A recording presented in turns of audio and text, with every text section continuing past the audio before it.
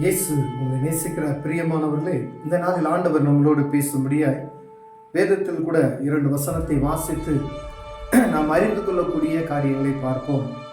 அது 1 பேதுருவின் புஸ்தகம் 3வது அதிகாரம் 1வது வசனம் 2வது வசனம் இப்படியாக சொல்லுகிறது. பிரியமானவர்களே, அந்தப்படி மனைவிகளை உங்கள் சொந்த புருஷருக்கு கீழ்ப்படிந்திருங்கள். அப்பொழுது அவர்களில் யாராவது திருவசனத்திற்கு கீழ்ப்படியாதவர்களாய் இருந்தால் பயபக்தியோடு கூடிய உங்கள் கற்புள்ள நடக்கையை அவர்கள் பார்த்து போதனையின்றி மனைவிகளின் நடக்கையினாலே ஆயத்தப்படுத்திக் கொள்ளப்படுவார்கள்.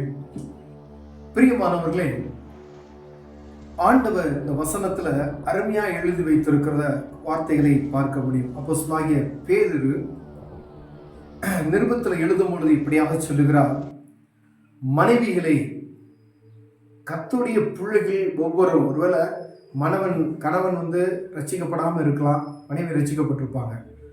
அப்படிப்பட்டதான குடும்பத்தில் இருக்கக்கூடிய கிறிஸ்டியன்ஸாக இருப்போம். ஆனால் ரட்சிப்பின் அனுபவத்தை யாரும் பெற்றுக்கொண்டிருக்க மாட்டோம் பாருங்க.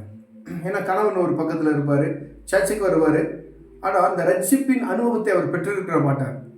ஆனால் வேதம் என்ன சொல்லுகிறது பாருங்க, உங்கள் சொந்த புருஷருக்கு கீழ்ப்படிந்திருங்கள் அப்படின்னு சொல்லுது. உங்கள் புருஷனுக்கு, கணவனுக்கு கீழ்ப்படிந்திருங்கள் அப்படின்னு சொல்லுகிறது வேதம். அப்படிதான் உங்களுக்கு கற்றுக் கொடுக்கிறது. பிரியமானவர்களே, அந்த கீழ்ப்படிதல் அநேக வீட்டுகளில் நம்ம கீழ்ப்படுகிறதுன்றது கிடையாது. ஆனால் ஒன்று பேசினா 1000 பேசக்கூடிய ஒரு சூழ்நிலைகள். அவங்க ஒன்று சொன்னால், கணவன் ஒன்று சொன்னால் மனைவி என்ன செய்வாங்க, பதிலுக்கு பேசுவாங்க. அப்படிதான் இருக்கு. ஆனால் வேதம் உங்களுக்கு கற்றுக் கொடுக்கக்கூடிய, ஒவ்வொரு பெண்மணிகளுக்கும் கற்றுக் கொடுக்கக்கூடிய ஒரு வார்த்தை, உங்கள் கணவன்மார்களுக்கு நீங்கள் கீழ்ப்படிந்து முதல்ல நடக்கணும் அப்படின்னு சொல்லி வேதம் சொல்லுகிறது. நீங்க அந்த கீழ்ப்படிந்தீங்கன்னா, அவர் ஒரு வார்த்தை சொல்றாருன்னா சரி அப்படின்னு நீங்க சொல்லிட்டு மறுத்தரமா நீங்க வேற பேசலாம். ஒருவேளை நீங்க எடுத்ததுமே முடியாது அப்படின்னு சொல்லும் போது அந்த குடும்பத்துல சமாதானம் கெட்டு போகக்கூடிய ஒரு சூழ்நிலை வரும். பெரியமானவர்களே, ஆண்டவர் ஒவ்வொரு சகோதரி மாற்றி பேசுகிறது, உங்க கணவனுக்கு நீங்க என்ன செய்யணும், கீழ்ப்படியணும் என்று வேதம் சொல்லுகிறது. ஏற்கனவே பிலிப்பியர் புத்தகத்துல வாசிக்கும் பொழுது இந்த மாதிரி காரியங்களை வாசித்து இருக்கிறோம். இதுல 2வது பாருங்க, அப்பொழுது அவர்கள் யாராவது திருவசனத்துக்கு கீழ்ப்படியாதவர்களாய் இருந்தால், யாராவது அப்படின்னா, அதாவது உங்க கணவன் ரட்சிக்கப்பட்ட குடும்பத்துல அப்படி இல்லை, எந்த கணவன்மாராவது அவங்க திருவசனத்துக்கு கீழ்ப்படியாதவர்களாய் இருந்தால், அவங்க சர்ச்சுக்கு வருவாங்க, சும்மா வந்து வெளியே நின்றுட்டு போயிடுவாங்க, பைபிள் வாசிக்க மாட்டாங்க, ஜெபம் பண்ண மாட்டாங்க, கடமைக்காய் ஆலயத்துக்கு வருவார்கள். இப்படிப்பட்டதான காரியத்தை செய்து கொண்டிருக்கிற கணவன்மார்களை ரட்சிப்பதற்கு ஆண்டவர் சொல்கிற ஒரு காரியத்தை பாருங்க, பயபக்தியோடு கூடிய உங்கள் கற்புள்ள நடக்கைகளை அவர்கள் பார்த்து. பயபக்தி, நீங்க ஆண்டவர் மேல வைத்திருக்கிற அந்த பயபக்தி அவர்கள் பார்க்கும்படியை ஆண்டவர் விரும்புகிறார். அந்த பயபக்தியை நீங்கள் வெளிப்படுத்தும் பொழுது கர்த்தருக்குள்ள இருக்கிற அந்த பயத்தையும் ஆண்டவர் மேல வைத்திருக்கிற அந்த பிரியத்தையும் அவர்கள் பார்க்கணும்னு சொல்லி ஆண்டவர் விரும்புகிறார். அதோடு கூடிய கற்புள்ள உங்கள் நடக்கைகளை அவர்கள் பார்க்கணும். அப்ப ஆண்டவருக்குள்ள இந்த சகோதரி இருக்கிறா, என் மனைவி இருக்கிறா அப்படின்னு சொன்னா, உங்க அன்பு, கர்த்தருக்கு மேல் வைத்திருக்கிற அன்பு ஒரு கணவனை என்ன செய்யுமா, ஆண்டவர் பக்கமா ஆட்டோமேட்டிக். அவங்களுக்கு போதனையே தேவைன்னு சொல்லுது வசனத்தை பார்த்தீங்கன்னா, போதனையின்றி மனைவிகளின் நடக்கையினாலே ஆதாயப்படுத்தி கொள்ளப்படுவார்கள். அவர்கள் நீங்க பேசவே வேணாம், ரட்சிப்பை குறித்து அவங்கள்ட்ட நீங்க பேசவே வேணாம்.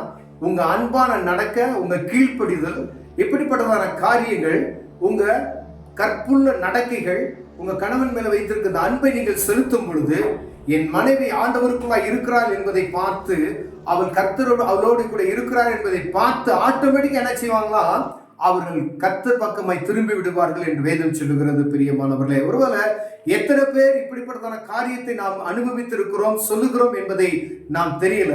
ஆனா வேதத்தினுடைய வார்த்தை இப்படியாக சொல்லப்படுகிறது, உங்க கணவன்மார் ரட்சிக்கப்பட வேண்டும் என்று உங்களுக்கு ஆசை இருக்குமே, ஆனால் நீங்க என்ன செய்யணும், அவருக்கு கீழ்ப்படிங்க.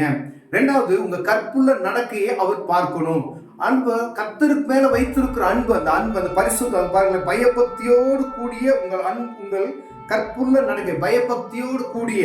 அப்ப அவர் பார்க்கணும், உங்க வீட்டுக்காரர் என்ன செய்யணும், பார்க்கணும், உங்க புருஷன் பார்க்கணும். அப்படி பார்த்து அதெல்லாம் அவர் வாஷ் பண்ணும் பொழுது அவர் என்ன செய்வாரா, நீங்க போதனை அவருக்கு நீங்க சுவிசேஷம் சொல்ல வேண்டியது அல்ல, அவரே ஆட்டோமேட்டிக் என்ன செய்வாரா, ஆண்டவர் சமூகமாய் திரும்பி விடுவார் என்று வேதம் சொல்லுகிறது. பிரியமானவர்களே, எத்தனை பேர் அப்படி நம்ம ஆண்டவர் பக்கமாக உங்க கணவன்மார்களுக்கு சுவிசேஷத்தை நீங்கள் அறிவித்திருக்கிறார் என்பதை தெரியாது. ஆனா ஒருவேளை இந்த நாள் உங்களோடு பேசிக்கொண்டு இருக்கிறார் ஆண்டவர். நீங்க என்ன செய்யலாம், உங்க கணவன்மார் ரட்சிப்புக்கு அநேக பேர் ஜெபம் பண்ணிட்டு இருப்பாங்க. அநேக கூடுகைகள்ல அநேக காரியத்துல எங்க கணவனுக்கு ஜெபித்துக் கொள்ளுங்கள் அப்படின்னு சொல்லுவாங்க. ஆனா ஆண்டவர் உங்களுக்கு இப்ப ஒரு அருமையான ஒரு வாய்ப்பை கொடுத்திருக்கிறார். ஆண்டவர் சொல்லுகிற அந்த வார்த்தைக்கு நீங்கள் செவி கொடுக்கும் பொழுது உங்கள் குடும்பத்தில் இருக்க உங்க கணவன் மாத்திரமல்ல, உங்க முழு குடும்பமும் என்ன செய்யும், ரட்சிப்புக்குள்ள நடத்தும். நீங்க உங்கள் மேல் வைத்திருக்கிற அன்பு, நீங்க அப்ப அவங்க மேல எப்படி செய்யணும், அன்பு வைக்க வேண்டும் என்று ஆண்டவர் சொல்லுகிறார். பிரிய வைக்க வேண்டும் என்று ஆண்டவர் சொல்லுகிறார். கீழ்ப்படிய வேண்டும் என்று ஆண்டவர் சொல்லுகிறார். உங்க கற்புள்ள நடக்கையை அவர்கள் பார்க்கும்படியே ஆண்டவர் சொல்லுகிறார். பிரியமானவர்களே, உங்க முழு குடும்பத்தையும் ஆதாயப்படுத்த, உங்க கணவன் மாத்திரமல்ல, உங்க பிள்ளைகளுடைய அவருடைய ரட்சிப்பையும் நீங்க நினைச்சீங்க நீங்க பெற்றுக்கொள்ள முடியும் என்று ஆண்டவர் சொல்லுகிறார். பிரியமானவர்களே, ஒருவேளை இதுல குறைச்சல் உள்ளவர்களாய் நம்ம இருப்போம், இதை கடைபிடிக்காம ஒருவேளை இருப்போமானால் தேவ சமூகத்துல கண்களை மூடி ஜெபம் செய்வோம். அன்பின் தகப்பனே, தருமையான நாளுக்காய் ஸ்தோத்திரம். ஆண்டவரே, ஒவ்வொரு மனைவிமார்களும் தன் கணவனுக்கு கீழ்ப்படிந்து நடக்கிற கிருபையை தாங்க. ஆண்டவரே, அவருடைய பரிசுத்த நடக்கையை பார்த்து அவர்கள் ரட்சிக்கப்படும்படியாய் வேதம் சொல்லுகிறது ஐயா. அப்படிப்பட்ட கிருபையுள்ள நடக்கைகளை அவர்கள் தரும்படியா இயேசுவின் நாமத்தில் ஜெபிக்கிறையா. அநேக கணவன்மார்கள் ரட்சிக்கப்படாம இருக்கிறாங்க, ஆனா இப்ப மனைவிமார்கள் ரட்சிக்கப்பட்டு இருக்கிறாங்க. ஆண்டவரே, வேதம் சொல்லுகிறது அவர்களை கொண்டு போதனையின்றி ரட்சிக்கப்படுவார்கள் என்று நீங்க சொன்ன அந்த வார்த்தை ஒவ்வொரு குடும்பத்திலும் நிறைவேறும்படியா இயேசுவின் நாமத்தில் ஜெபிக்கிறேன் ஜீவனுள்ள நல்ல பிதாவே. ஆமென், ஆமென்.